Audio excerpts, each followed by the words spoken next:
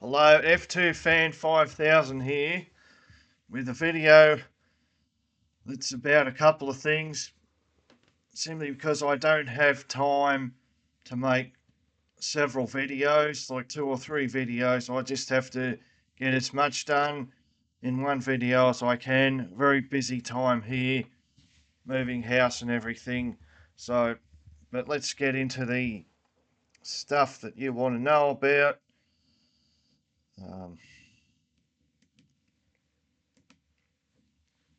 So the F2 season has finished, and what an F2 season it was. Now I'm going to start with 2026. So in 2026, should see the calendar here.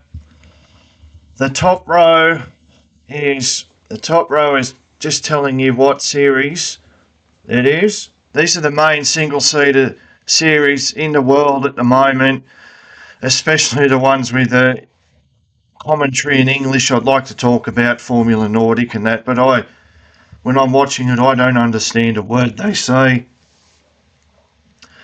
But this is still quite a lot of series, and I'm not sure I'm going to see all of them, but I'll see. Let's go through as many as we can. So in the first week of January, there's nothing, and so I've made that sort of a line, underline the heading.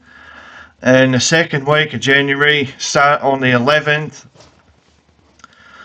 ending the Sunday the 11th. See, all these dates here on the left are Sundays, but sometimes the races happen earlier in the week, and if I forget to mention it later, which I don't think I will, but if I forget to mention it, the junior racing in America, such as the Formula Regional Americas or the USF Pro sometimes, or the USF Juniors, sometimes that takes place on days like Thursday and Friday.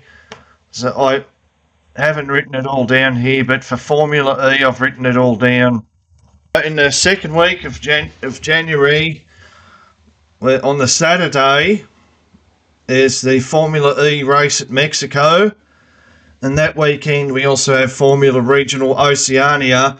And just quickly to talk about Formula Regional Oceania Championship by Toyota, is that there's a lot of good drivers there, including James Wharton, Uga Ugachukwu, Noah Lyle, Louis Sharp. Wait, I'm not sure about Noah Lyle. Louis Sharp and Kalle Rovanperä, who wasn't able to take part in Super Formula post-season testing, the rally champion that wants to transition to single-seaters. So it should be a very interesting Formula Regional Oceania. Unfortunately, there's one less race weekend at the moment, and that's because both Formula Regional Oceania and Formula Regional Middle East have, and don't forget, Formula Regional Oceania has very good camera work. They put on an excellent production, unlike some of the junior series. But they're only 4 races now because they're not a championship anymore. They're called a trophy round. They're called a trophy, and they're reduced the amount of super license points. And I just wonder if they watch my video, what the changes that I'd make to the super license point system. But I feel like it's a reaction to Arvid Lindblad, Red Bull using Formula Regional Oceania as a way to fortify his super license points. I wonder if it's something like that. You know, you need 40 points for a super license, and winning Formula Regional Oceania or Formula Regional Middle East is going to give you 18 of those 40 points. That's almost halfway. But that's interesting. But anyway, you should look out for that. Last year it was on Stuff Speed Hub, and it's probably going to be there. And after the weekend, the YouTube channel uploaded races to the uploaded the races to YouTube, so that's also good. Tough Speed Hub is not, you don't have to pay for the subscription as far as I know. In the second week of January, we have both championships. We have Formula Regional Oceania and Formula Regional Middle East at Yas Marina. And then the week after that, on the 25th of January, so last weekend sort of in January, we've got Formula Regional Oceania again. We've got Formula Regional Middle East again at Yas Marina. And we've also got the Formula Winter Series. So it's not too bad of an off-season if you like this sort of racing. And the Formula Winter Series can be a bit difficult to watch because it's probably part of a long live stream that features, off-season GT racing and all that stuff. But it's I think you can find there's no individual races per se uploaded to YouTube. You have to go through the I think they have their own YouTube channel. I'm not sure what it is. It's like the promoters of that series also have other events going on, so you get a whole live stream for 6 hours or 8 hours that day, and you have to scroll through it to find Formula Winter Series, the races. But there were some really good ones last year, especially with Phil and McLaughlin doing excellent things in the wet. And Formula Winter Series takes place in Spain and Portugal, mostly Spain. And the thing about it is that a lot of the drivers from British F4 will compete because I think for obvious reasons there's no a winter series in England, in the UK. I think of course there's also other drivers in the Formula Winter Series, whereas F3 drivers often go to Formula Regional Middle East, and now they're going to Oceania. That series is taking off in terms of its popularity now. And then to cap off a great January, we get another Formula E race, this time at Miami. That's on the last day in January. That'll probably be depending where you are, it might be on a Sunday morning or a Saturday morning, I'm not sure, or Saturday night. And we've got Formula Regional Oceania, the 1st of February is the final, and we've got Formula Regional Middle East. I think that's at Dubai Autodrome.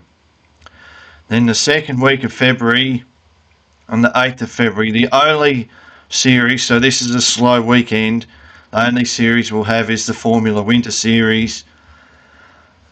And as I said, they have other racing like GT and touring cars, so if you're into that, then that will be on. Then on the 15th of February, we've got a double header at Jeddah. It rhymes! Yay! But this weekend is interesting. So we've got the double header at Jeddah on Friday and Saturday. No racing on the Sunday. We've got Formula Regional Middle East at Lusail Qatar circuit, and that's on the Wednesday, Thursday and Friday. We've got Formula Winter Series as well. Then we've got the first race of the USF Juniors as well that weekend, and as I said, that can happen in any time. That sometimes their races are on a Monday or they're on a Thursday, so you got to watch out for that one. And unfortunately, the junior series in America, such as USF 2000 or USF4, is usually very poor quality in terms of the production. But I'm just thinking maybe this year I'll be tempted to watch it because the weekends that it's on, there's nothing else much happening, whereas the weekends that are very busy, like F1, F2, IndyCar, Super Formula, Formula Regional, all that stuff, when that's on, they're not on. They tend to be on weekends where there's nothing else going on. So maybe this is the year to start watching Formula Regional America. But anyway, the first race of the USF Juniors is on the 15th of February, or at least the week ending 15th of February. And I've got a question mark because the French run Hoosier Ultimate Cup has a winter series. I don't know if there are going to be formula cars there or if it's just the GT and the endurance races. And then, so that was the week ending 15th of February, but a lot of the races are the Thursday and Friday. On the 22nd of February, we have the beginning of the winter series, the Euro Cup 3 Winter Series and the Spanish F4 Winter Series. And if it's running, we'll also have Hoosier Ultimate Cup Winter Series, but I'm not sure about that one. And of course, you'll have F1 and F2 testing around this time. The 1st of March, we have IndyCar and Indy Next at St. Petersburg. They have the second race of the Euro Cup 3 Winter Series, the second race of Spanish F4 Winter Series, and we have a junior USF 2000 race over in America. And then the 8th of March is the big one, F1 cars with their whole new 50% battery, as well as this is at Albert Park, and they're going to have F2 and F3. There's also IndyCar at the Phoenix. It's an oval race. And there's a Formula Winter Series race. And as I said, they'll probably be part of a long live stream. They don't usually stream the races on a separate Formula Winter Series channel. And then the 15th of March, we go to Shanghai. So a week after that weekend, we're going to have F1 there. F1 Academy as well. We've got IndyCar plus Indy Next at the new Arlington circuit in Texas. Then we've got Euro Cup 3 Winter Series final, Spanish F4 Winter Series final, Formula Winter Series final, and a USF Pro 2000 race. So they're slightly different, USF 2000 and USF 2000 Pro. So the 15th of March, smack dab in the middle of March, we've got a lot of some Winter Series finishing, as well as F1 and IndyCar in full swing, and the beginning of the American Junior Series season. On the 22nd of March, there's no F1 or IndyCar, but there's Formula E on the Saturday at Yarama. I hope I pronounced that right. So that's a good old track, a Formula F1 circuit from a long time ago. Formula E should be good there. And that's on the Saturday. And then there's the junior racing. See, this is what I said. This USF 2000 and the Pro, not the juniors though, and as well as the beginning of the Formula Regional Americas. The USF 4, the Ligier series, which is actually very good, where they use old cars that I don't think they have halos, or they didn't a couple of years ago. So that's what I mean. This happens on weekends where there's not much else going on. So maybe we are going to watch that this year. But of course, they usually have very poor production, which is why I haven't really been watching it and taking too much interest, because you get a fixed camera on the outside of a corner and you're just trying to make out the cars and they're in the distance. I'm like, no, you guys don't care, but let's see how we go. On the 29th of March, we have F1 at Suzuka. There's nothing to support it there, but there's IndyCar and Indy Next at Alabama, which is a good circuit. And we've got Super Formula Lights. So that's another one of those series where you have very poor camera work. I was trying to watch a race there at the end of last year, this year I should say, and there were these fixed cameras on the outside of the corner with the gravel trap. So in the foreground there was a big gravel trap, and then far in the distance you saw these cars coming through the corner. Uh, and they don't have English speakers on the announcement, so it's also a bit hard to understand what's going on. And then sometimes April is a bit of a downer, and on the end weeking 5th of April there's nothing at all, except there's a double header of Super Formula at the Motegi circuit. So all the Super Formula circuits are very good. Motegi's a good one, and they've got a double header, and that's it. There's nothing else, so that should be interesting. And as I said, there's a big grid shake-up coming for Super Formula. Then on the 12th of April, we've got Bahrain. We're going to have F1, F2, F3. So the F2 and the F3 should be exciting at Bahrain. We had to wait a whole month for F2 and F3 to be back. And we've also got Spanish F4, Formula Regional Americas, the 3 championships over there that weekend. So that should be a good weekend. Central European Zone is actually one of my favourites and outside of the big series, it's the only one where I mentioned what racetrack they're going to, because they race at some interesting circuits you don't usually see. And yeah, so that's the Bahrain weekend ending 12th of April.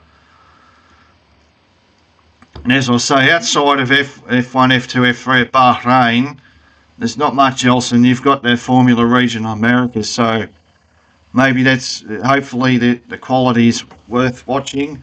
And on the ending 19th of April, we've got F1 at Jeddah. That can be, usually at these circuits like Bahrain and Jeddah, I find the F2 races are a lot more interesting. And we have F2, but we don't have F3, but we have Formula 1 Academy, or F1 Academy as they call it. And we've got IndyCar, no Indy next, but we've got IndyCar at Long Beach. We've got the opening race weekend of Euro Formula Open, and we've got British F4, and we've got a USF Juniors race as well somewhere. And that could be at any time. That could be on a Thursday or something. So just look out for that if you want to watch it. And on the 26th of April, the main series, the biggest series is Super Formula at Autopolis. And there's Super Lights as well. I think that's one. Usually Super Lights don't run the same weekend as the Super Formula. But this weekend, I think they're both at Autopolis. We also get the first race weekend of GB3, GB4, and the main weekend, the main series of the Ultimate Cup. I'm sure there'll be Formula cars there. They always flesh out the beef up the grid with gentleman drivers, and of course that's the opening race weekend of the new, what I call Frecht, which used to be called Frecker, but Alpine aren't giving the engines to the Formula Regional European Championship anymore, so I'll just be Frecht, but I'm calling it Frecht because they're going to be Toyota engines, which is interesting, right? And don't forget the Europe Formula Open and the Euro Cup 3 are also using the Toyota engines. But yeah, it's Formula Regional European Championship by Toyota, so interesting. So even though there's no F1 or IndyCar, that weekend, 26th of April, is very big for the junior racing championships in Europe there. GB3, Formula Regional, plus you got Super Formula, so it should be an excellent weekend actually. And then on the 3rd of May, you have F1 at the Miami circuit, which is a sprint race weekend, and you have Formula E having a double header at the Tempelhof, so that should be good. Also, the first round of the Euro Cup 3 main season. So I've only got 3 here, which is F1, Formula E, and Euro Cup 3. Miami's not my favourite circuit to watch F1 racing. Hopefully, with these new regulations, the racing is interesting. The circuit looks ugly, in my opinion, very ugly. And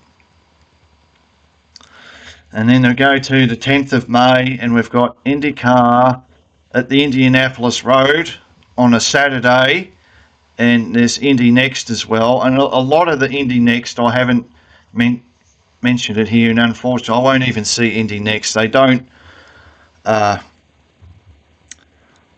show it in Australia, so that's how it is. But IndyCar, Indy Next, a lot of them are double header weekends.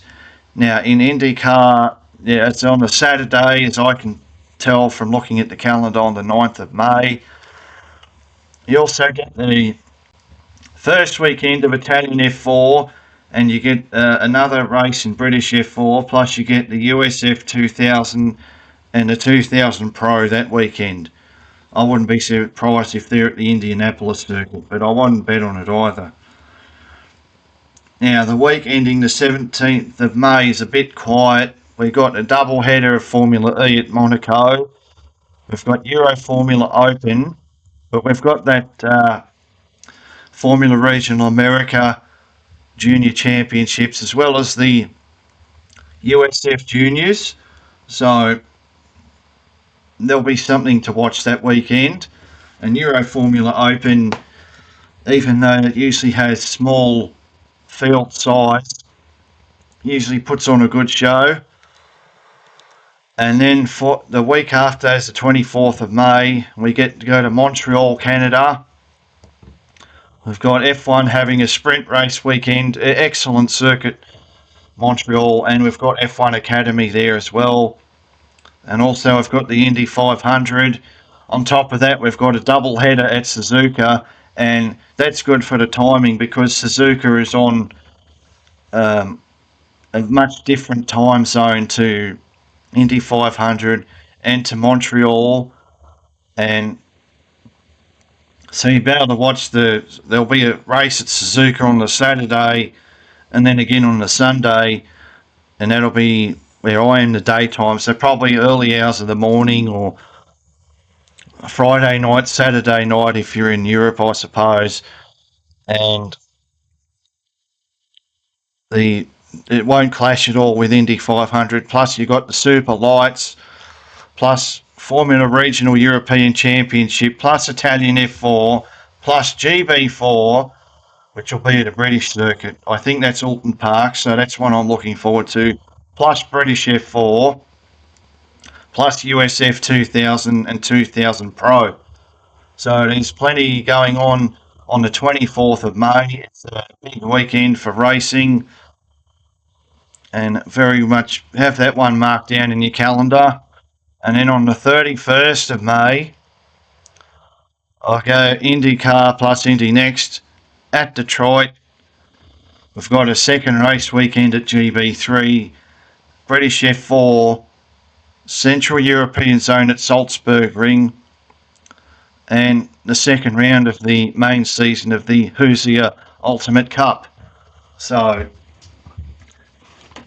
that's a good weekend if you're into the European Junior Series with GB3, British F4, Central European Zone, Hoosier. And on the 7th of June, we've got F1, F2, F3 at Monaco. We've got IndyCar and Indy Next at Bomarito Oval. Do they call that Gateway? Well, Bomarito is a nice name. Bomarito. And then they've got Euro Cup 3, Spanish F4, Euro Formula Open as well. So there's a decent amount of racing, and Monaco can be a snoozer even for F3 cars. F2 though, sometimes F2 puts on a good show because they have a longer race and they have that pit stop. Hopefully, I don't expect much of any F1 race, but you never know with these new 2026 cars coming. And then on the 14th of June, we've got F1, F2 and F3 at Barcelona, and we should enjoy it. I don't know how much longer Barcelona's going to be on the F1 calendar. We're going to have super lights and not much else. And then we're going to have Formula Regional Americas along with the USF4 and the Ligier Championship. On the 21st of June, there's no F1, but we've got IndyCar and Indy Next at Elkhart Lake. I like to call it Elkhart Lake. I know it's called Road America, but I like Elkhart Lake better. We've got a Formula E race on the Saturday at Haitang. I hope I pronounced that properly, or is it Haitang? We've got a Formula Regional European Championship race. Spanish F4, Italian F4. Don't forget, Italian F4 is basically the most prominent of the F4 series. USF 2000, 2000 Pro, and Formula Regional Americas Championship, but no USF4 or Ligier that weekend. So even though there's no Formula 1, there's so much of junior racing as well as Formula E and IndyCar at the sensational Road America. So I won't even miss F1 that weekend, though. I'll probably miss F2 a bit. And then the 28th of June, we've got F1, F2 and F3 at Spielberg, Austria. And we've got nothing else except for GB4. And I think that's fitting because usually at F2 and F3 at Spielberg it's like a I don't know, it's like a demolition derby, and I need to watch the races sometimes twice just to, go back and try and understand everything that happened. These are absolute chaos, so just trying to make sense of the chaos. Even the F1 race can be chaos at Spielberg. So that's the first half of the year out the way. So in summary, plenty of winter series to keep you entertained. And then we've got the F1 with the new regulation car, the hybrid car. Lots of IndyCar races from March through to June. A little bit of a lean period in April. We've got also lots of junior championships to watch. Good racing in Super Formula, GB3, Euro Cup 3, Formula Regional America, Formula E races now and then. And now we're going to go to the second half of the year. On the first week in July, ending the 5th of July, is a very special weekend. The 5th of July is probably the most booked out, packed weekend of racing. So we've got an F1 weekend, which has a sprint race as well. So it's a sprint weekend in F1. So 2 qualifying sessions, a sprint race and a feature race. We've got the F2, the F3, Formula 1 Academy. We've got IndyCar at Mid-Ohio, Indy Next at Mid-Ohio, Formula E doubleheader at Shanghai, plus Formula Regional European Championship, Euro Cup 3, Euro 4, which is Italian F4 basically, but it's a long story. Italian F4, think of it as Italian F4. Euro Formula Open, GB3, USF 2000, USF Pro 2000 Pro, USF Juniors, plus, and this might be my favourite, the Central European Zone at Slovakia Ring, because Slovakia Ring is just such a great circuit. But of course, Silverstone, wow, I mean, you got everything there. And I don't think there's any support race like there was. I think they had the British F4 there in 2025 and 26, no, British F4 the same weekend. But as I said, they got F1 sprint weekend plus F2 plus F3 plus F1 Academy. Just take a day off work just to watch all the replays of all the races, IndyCar, doubleheader FE, Formula E, plus all the Formula Regional Championships, Formula Regional European, Euro Cup 3, Euro Formula Open, and GB3. Just, wow, so much racing to watch that weekend. And the week after is a lot quieter. But you still have GB3 on the 12th, and the week ending 12th of July. You've got GB3, British F4, which is very hard to watch. Uh, Often I don't watch it because I don't know where to watch it. No, I suspect it's part of one of those long live streams. Who's the Ultimate Cup is there, plus USF Juniors. But that's one quiet weekend before we head back into it. As you know, from late May to the last week of July, it's absolutely hectic with the racing schedule. So we've got, and then week ending 19th of July, we've got F1, F2, and F3 at Spa-Francorchamps. So, hybrid F1 cars should be exciting at Spa-Francorchamps. We've got IndyCar and Indy Next at Nashville Oval. We've got Formula Regional European Championship. Got a double header at Fuji for Super Formula. We've got Euro 4, Euro Formula Open. So Euro 4 is Italian F4 and Euro Formula Open. Basically, the Euro 4 is because there's no more ADAC Formula 4, it's a way of giving drivers more seat time at the F4 level. That's basically it. 26th of July, Formula 1, Formula 2, Formula 3 Hungaroring. F2 and F3 are usually very good at Hungaroring. Double header at Tokyo for Formula E. Italian F4, British F4. Into the Formula 1 summer break, but there's still plenty of racing. There's only junior series racing on the week ending 2nd of August, which can be a good thing. We've got Euro Cup 3, GB3, GB4, Central European Zone F4 at Most, Formula Regional Americana Championship, plus the 2 supporting series, USF4 and the Ligier Championship.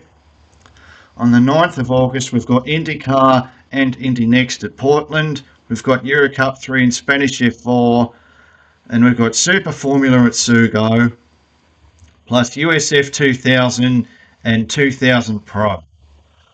On the 16th of August, we've got IndyCar at Ontario, no Indy Next. We've got the final of the Formula E, the double header at London, and we've got GB4, and we've got USF 2000 plus 2000 Pro. And the week after that, get this, sprint race weekend, Formula 1, back from the summer break, Zandvoort. Zandvoort a sprint race weekend, that's crazy. But it's the final one for the Zandvoort, so fair enough. And then you've also got Formula 1 Academy at Zandvoort, and you've got British F4 that weekend and nothing else. And then there's a F1 has another week's break, but we get a double header of IndyCar at the Milwaukee Mile. Indy Next is in attendance. We get Super Formula Lights, and we get the USF 2000 Pro Series without the USF 2000. So their series are very slightly different. I think the USF 2000 Pro is a bit more powerful. It's like USF 2000 is sort of like Formula 3, and USF 2000 Pro is like Formula 3 with a bit of boost. I don't fully understand it, but that's sort of how it is. And then 6th of September is one of the big racing weekends of the year. We got F1, F2 and F3 at Monza. It doesn't get much better than that. We've got the final of IndyCar plus Indy Next at Laguna Seca.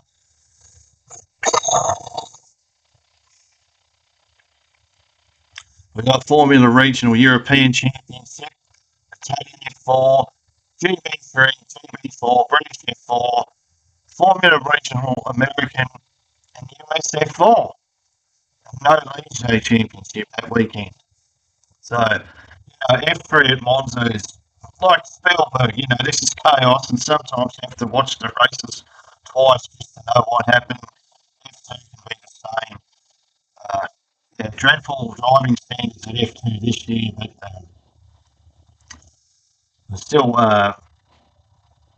should be exciting, should be good to watch. Laguna Seca is an excellent circuit, plus, some of the best European feeder formula series like French and Italian F4, GB3, so that's a good weekend. And the week ending 13th of September, F1 and F2, no F at that 6th of September, Monza, the final of F3.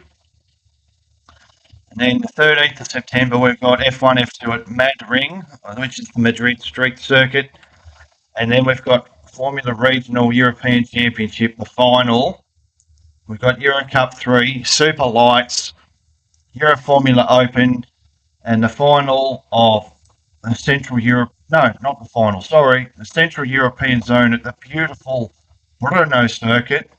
And we've got USF Juniors as well on their own.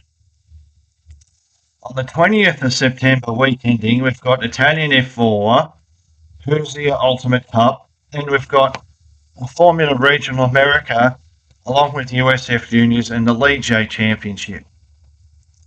On the 27th of September, we have F1 and F2 at Baku. The races are on at the Saturday because I think the Sunday is a national holiday, so it's a different time. We've got Spanish F4, Euro Cup, Euro Formula Open, GB3, GB4, British F4, USF 2000 and USF 2000 Pro, both having the finals. On the 4th of October week ending, get this, there's no races. Nothing that weekend, so September's usually the last busy month, and then IndyCar finishes, Formula E finishes, a lot of the junior series finish, F3 finishes, and then it's just slowly winding down, and you just get a couple of race weekends that are the final of here and there, but nothing in 4th of October. And the 11th of October, we've got a F1's sprint race weekend at Singapore. Elsewhere, we've got a double header at Fuji. So it's a good thing in a way, the F1 races at night, because it won't clash with the Fuji race, which will be in a very similar time zone, but it's on and during the day. We've got Euro 4, which is Italian F4, British F4, and can I just say that again? F1 sprint race weekend at Singapore. Crazy, huh? And on the 18th of October, there's almost nothing. We've got the Hurzia Ultimate Cup, and we've got Formula Regional Americas Championship, which is the final, along with USF4 final and Ligier final. On the 25th of October, we've got F1 at Circuit of the Americas, or COTA. We've got F1 Academy at COTA as well. Euro Cup 3, the final of the Italian F4, the final of Euro Formula Open, and the final of the Central European Zone as well at Hungaroring.